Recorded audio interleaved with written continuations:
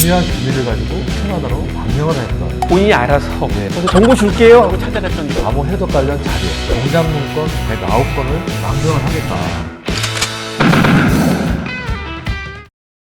전설의 스파이, 오늘의 스파이 주인공 누굴까요, 교수님? 소련에서 캐나다로 망명한 이고르 고우첸코입니다.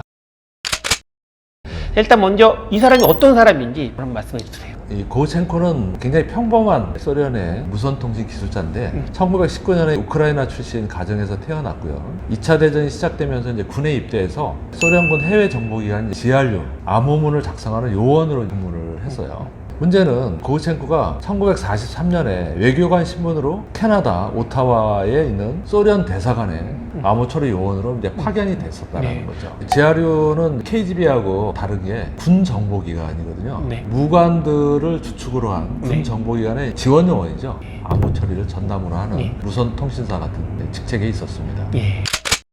고우첸코가 활동 중간 과정보다 망명 과정이 스파이 활동의 시작이라 말할 수가 있으니까 그 망명에 대한 배경부터 한번 들어볼까요? 원래 고우첸코는 미국이나 캐나다의 정보기관에서 포섭된 그런 인물은 아니었습니다. 예. 일을 하다가 자기 스스로 결심을 해서 중요한 기밀을 가지고 캐나다로 망명을 했던 그런 인물이거든요. 그러니까 지금까지 우리가 봤던 스파이와 다르게 다르죠. 본인이 알아서 예. 그래서 정보 줄게요 하고 찾아갔던 이제 그런 스파이였다는 거죠. 이제 전문용어로 이제 워커인이라고 그래서 네. 자발적 정보 제공자 이렇게 보시면 되는데요. 2년 동안 근무하면서 소련의 정보기관인 GRU와 KGB의 전신인 엔케베데라고 그래서 내무인민위원회, 이 캐나다에서 수집했던 맨하탄 프로젝트에 미국과 캐나다가 같이 공동으로 참여를 하고 있었어요. 예, 영국도 참여를 하고 어떻게 보면 3개 국가가 공동으로 핵 개발을 하고 있었다 이렇게 보시면 됩니다.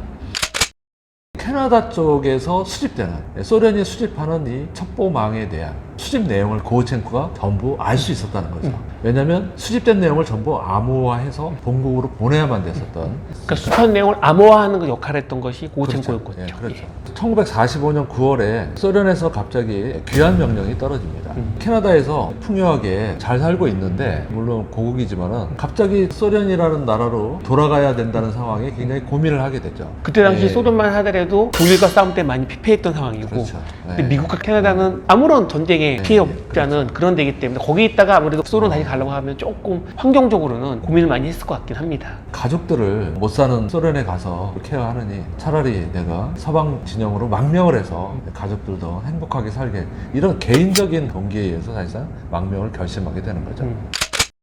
고우첸코는 망명을 하면서 암호 해독 관련 자료, 공작 문건 109건을 가방에 넣어가지고 대사관에서 탈출을 하게 됩니다. 아무래도 그냥 맨몸으로 간 것보다 자기가 정보적 가치가 있어야 대우를 받을 수 있으니까 가질 수 있는 걸 챙겨서 갔단 말씀이신 거죠. 예. 망명을 시도하는 날 경찰서, 잡지사, 법무부 그냥 아무데나 찾아가가지고 내가 망명을 하겠다. 나는 소련 대사관 외교관이다. 이렇게 굉장히 위험한 시도를 한 거죠. 그 방법밖에 없었던 거죠. 뭐 거기에 자기를 도와줄 사람이 있는 것도 아니고. 결국 이 경찰서에서 고우첸코가 가져온 비밀 서류가 상당히 가치가 있다는 걸 이제 확인을 하고 결국 영국, 미국, 캐나다 정보기관의 요원들에 의해서 비밀 캠프로 이송을 하게 됩니다. 캐나다 경찰하고 정부 강요들, 이런 고우첸코의 망명을 가치 있다고 평가를 했지만은 윌리엄 킹이라는 수상은 당시에 소련은 서방국의 동맹국으로서 2차 세계대회에 참전을 하고 있었기 때문에 독일을 대항한 동맹국 중 그렇죠. 하나였죠. 네. 예. 그렇기 때문에 도리어 이게 껄끄러운 상황이 될까봐 고우첸코의 망명을 오픈하지 않으려고 했었다는 거죠. 소련과의 관계를 더 우려를 했었어요. 그런 상황인데도 불구하고 캐나다 외교부 장관이 그의 망명을 공식적으로 오픈을 하게 됩니다. 그렇다면 이제 고우첸코가 갖고 왔던 데이터가 얼마만큼 좋은 내용이고 그렇죠. 어떤 비밀 내용인지 한번 들어볼까요? 예. 소련의 암호 책자하고 암호표라든가 공작 문건 뭐 이런 것들은 굉장히 가치가 있는 부분들이었거든요. 영국과 미국, 캐나다가 가장 극비로 다루고 있는 기밀들이 소련으로 넘어가고 있다는 것을 처음으로 알게 된 거죠. 그럼으로 인해서 영국과 캐나다, 미국 내에 침투한 소련의 스파이들의 그 리스트를 확보하기 시작을 했어요. 동맹국 간에도 이런 스파이전이 활발하게 이루어지고 있다는 것에 대해서 경악을 금치 못했죠. 그리고 또 하나의 중요한 첩보 중에 하나가 영국의 앨런 넌 메이라는 핵물리학자가 있는데 바로 이 핵물리학자가 소련의 스파이다라는 것을 고우첸코의 자료에서 확인할 수가 있었다라는 거죠. 결국 고우첸코가 본인이 정보 수집한 사람은 아니지만 수집된 모든 정보를 암호화하다 보니 모든 정보가 몰리다 보니 그 정보가 다 서방세계에 넘어가는 그런 계기가 고우첸코가 망명됐던 그런 흐름이 됐다고 할 수 있겠네요.